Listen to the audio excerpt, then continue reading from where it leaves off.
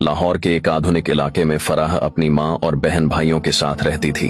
उसके घर के पास एक क्रिकेट ग्राउंड था जहाँ रोज क्रिकेट मैच होते थे। ग्राउंड के साथ टी जना नाम की एक जगह थी और वहीं पास से ट्रेन की पटरी गुजरती थी जहाँ हर थोड़ी देर में ट्रेनें दौड़ती थीं। वो रोजा तो रखती मगर सारा दिन मोबाइल पर लड़कों से बातें करने और गाने सुनने में गुजार देती। घर का कोई काम न करती और जब वालिद समझाते तो मजाक में टाल देती।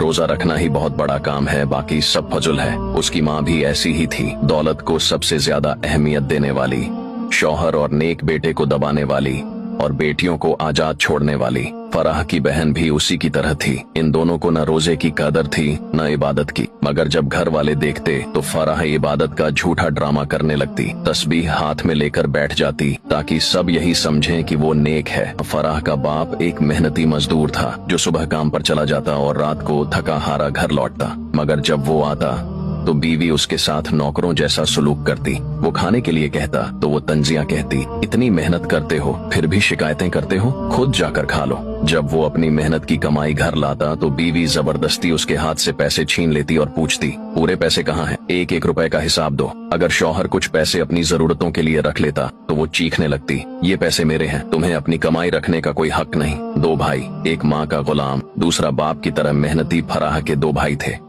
बड़ा भाई जो हमेशा माँ की बात मानता था, उसकी हर बात पर यकीन करता और घर की हर खबर जाकर माँ को बताता। अगर बाप या साजिद कोई बात करते या कोई रिश्तेदार आकर कुछ कहता तो वो फौरन माँ को जाकर खबर दे देता, अम्मी अब्बा ने आज ये कहा, साजिद ने ऐसे बोला, फलां रिश्तेदार ने ये कहा। माँ को उसकी यही आदत पसंद थी और वो उसे सबसे ज्यादा चाहती थी। लेकिन इस बड़े भाई को एक और जुनून था, क्रिकेट। वो हर वक्त क्रिकेट में गुम रहता, जहाँ जाता क्रिकेट क्रिकेट, बस क्रिकेट ही उसकी जिंदगी थी। घर में रहता तो टीवी पर क्रिकेट, बाहर जाता तो दोस्तों के साथ क्रिकेट, और अगर माँ उसे कोई काम कहती तो उसका एक ही जवाब होता, पहले मैच पूरा कर लूं फिर देखता हूं। दूसरा भाई साजिद जो फराह से कुछ साल बड़ा था, अपने बाप की तरह मेहनती था, रोजाना मजदूरी करता, रात को थका हारा घर आता। वो न माँ का लाडला था न बहनों की तरह आजाद, बल्कि जिंदगी की सख्तियों का सामना कर रहा था। साजिद का निकाह हो चुका था और जब वो रात को आता तो थोड़ा सा वक्त निकालकर अपनी बीवी से मोहब्बत से बातें करता, मगर माँ को ये भी बर्दाश्त न था। वो तंज के तीर चलाती,